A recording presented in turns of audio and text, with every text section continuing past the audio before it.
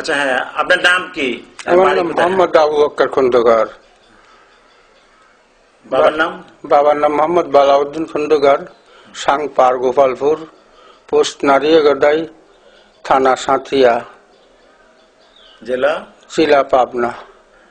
আপনার বয়স কত? বয়স এখনো 79 চলতেছে। 79। আপনার বাবা কি করতেন?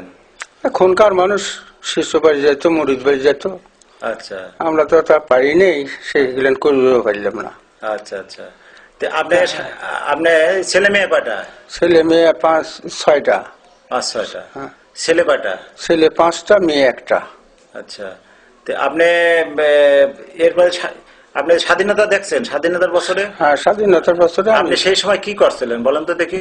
আগে ভোট দিয়েছিলেন কোথায়? আগে তাঁতের কাজ করতাম, তারপরে মানে যে যুদ্ধ করতাম, মানে যে রাজাকারে ভর্তি হয়ে আবার ফের মুক্তিবাহিনীতে যোগ দিয়ে তখন মানে যুদ্ধ করি, পাকিস্তানি সৈন্যের সাথে যুদ্ধ করি। কালিয়ানের ফাইটেও যুদ্ধ করি, আবার নননপুর ফাইটেও যুদ্ধ করি। কাদের পক্ষে? মুক্তিযুদ্ধের পক্ষে? মুক্তিযুদ্ধের পক্ষ।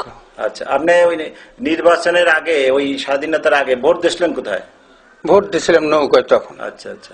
তো আপনি এই যে যুদ্ধ করলেন, যুদ্ধ করে কি এখানে আপনি তখন কি সাথিয়াতেই ছিলেন? সাথিয়াতেই আমার বাড়িতেই ছিলাম। বাড়িতে ছিলেন। তা আপনি কি ওই রাজাকারে গেছিলেন কেন? কি টাকার ইতে নাকি? পেটের দায় গেছিলাম। এখন একটা 2টি বোন, তখন আমার ঘরে, তারপরে একটা ভাই।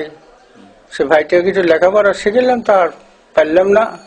সে ভাইটা তখন নিজেই মানে যে বিয়ে শাদী করে নিয়ে সে গাড়ি চালাইতো, মোটরের গাড়ি চালাইতো। তারপরে সে মারা যায়। এখন কি আপনি পেটের দায় নাকি? হ্যাঁ, আমি পেটের দায়ে গেছিলাম। কোথায় গেছিলেন? তো রাজাকারে গেছিলাম। পরে আবার মুক্তিবাহিনীতে চলে আসলেন কেন? ওই ওখান থেকে মানে যে যুদ্ধ লেগে গেল তখন আমি মানে যে বাড়া চলে আসতাম, রাইফেল নিয়ে, গুলি টুলি নিয়ে চলে আসতাম। আসিয়া মানে যে মুক্তিযোদ্ধা নিজাম কমান্ডার, তারই কাছে রাইফেল জমা দিয়ে তখন তার সাথে থাকতাম। আচ্ছা আচ্ছা। তাকে যুদ্ধ করতাম। আচ্ছা আচ্ছা। আপনি এরপরে আপনি এই এলাকায় কারা কারা মানে করছে? 2-1 নাম বলতে পারেন যারা রাজাকার ছিল বা যারা মুক্তিযুদ্ধ করছে, মুক্তিযুদ্ধ যারা করেছে, এমন নাম জানেন 2-1? রাজা করেছেন যা, আর কেউ আর মুক্তিযুদ্ধে যায় নাই, খালি শুধু আমি গেছি। আমি মুক্তিযুদ্ধের 2-1 নাম বলেন তো।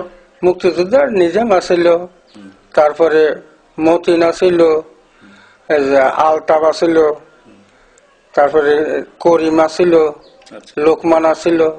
এরা সব আমার সাথে ছিল, ওনাদের সাথেই থাকতাম। আচ্ছা আচ্ছা। আচ্ছা, আপনি একটা জায়গায় দেখলাম, একটা চ্যানেলে দেখলাম যে আপনি ওই স্বাধীনতার বছরে নিজামী সাহেব এই এলাকায় আসছে, তাকে চেনেন? আগে চিনতেন? সেই এলাকায় কখন আসছে? আমি তাকে তখন চিনিনি। মতিউর নিজামী কি চিনতেন আগে? না, তখন চিনতাম না। চিনতেন না? না। সে কখনো এই এলাকায় আসছে? আপনি তো মুক্তিযুদ্ধ ছিলেন, রাজা করেছিলেন, এই এলাকায় তখন তার দেখছেন কখনো? না, তার দেখিনি, তখন দেখিনি। দেখেনি? আসেই নাই সে? না। আপনি শুনে জানতে পারতেন যে এই এলাকায় সে আসতো না? আসতো না। আচ্ছা আচ্ছা।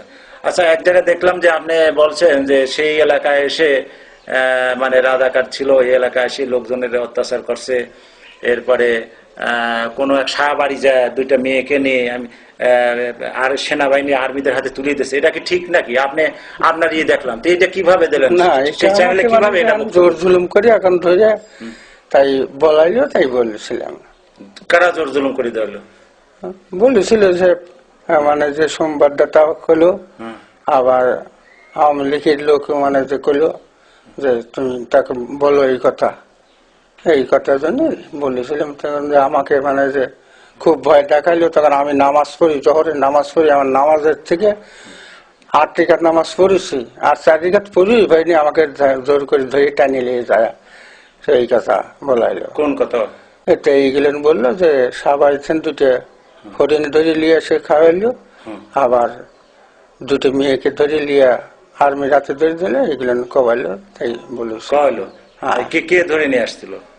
এই রাজাকাররা ধরে নিয়ে আসলো, কিন্তু নিজামী বলে সাথে ছিল, এগুলো কয়লো। সে ছিল নাকি? না, আমি তার দেখেই নেই, আমার সাথে দেখাই হয় নাই। সে ছিল না? তাহলে এটা আপনাকে জোর করে এটা করাছে? এটা জোর করে করাইলো। ভয় দেখাইছিল নাকি? ভয় তো দেখাবে, আমি হলাম গরিব মানুষ, আমার তো মানুষ ভয় দেখাবে। শুনি দেখেন আমার দেশের লোক আছে, আমি যে কি রকম ভাবে চলতেছি তা এক আল্লাহ ছাড়া আর কেউ জানে না। আমাকে কোনো কেউ সাহায্য দেয় না, একটা রিলিফও পাই না, কোনো কিচ্ছুই পাই না। আমি এখন চা চিনতে নিয়ে খাই।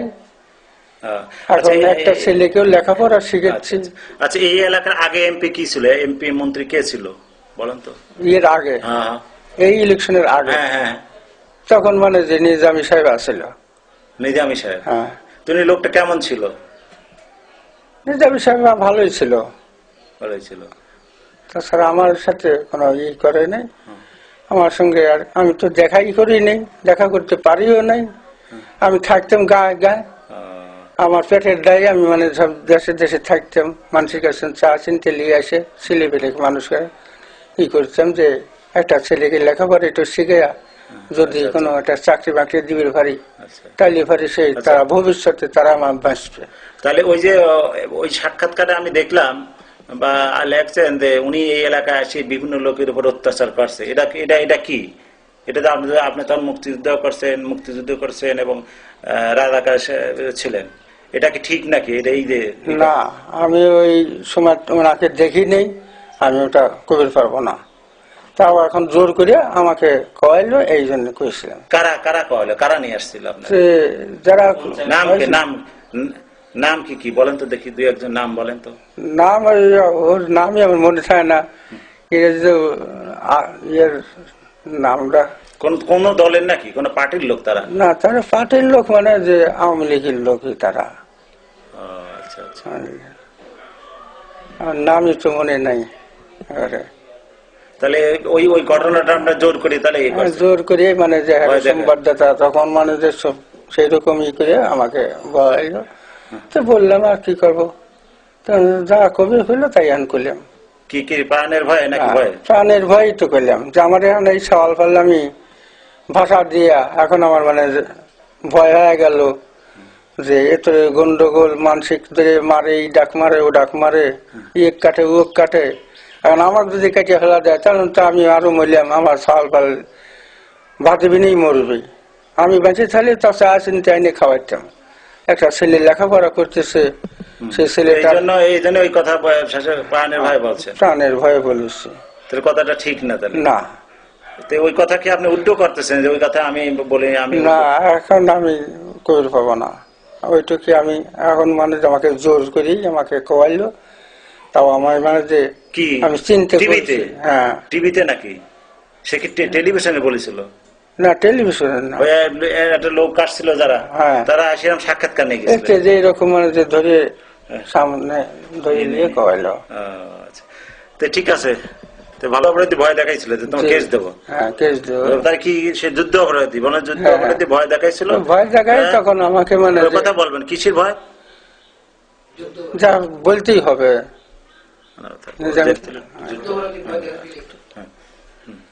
1000 টাকা দিয়েছিল, ভয় দেখাই তো 1000 টাকা দিয়েছিল। তারপরে মানে আমাকে ছেড়ে দেয়, তখন আমি চলে আসি। আমার পরিবারও আমাকে আমাকে কেস করতে চাইছিল আপনার বিরুদ্ধে, না বললে? হ্যাঁ, আমাকে ভয় দেখাইলো তো, কেস করার জন্য তো ভয় দেখাইলো যে তোমার মানে যে বিপদ আছে সামনে। সকলে এখনো বলে যে সামনে এখন তুমি এরকম বলিস, কিন্তু আমি তো বলি নেই যে, কিন্তু আমাকে এখন বলাইলো তাই এখন বলিস। আচ্ছা, ঠিক আছে।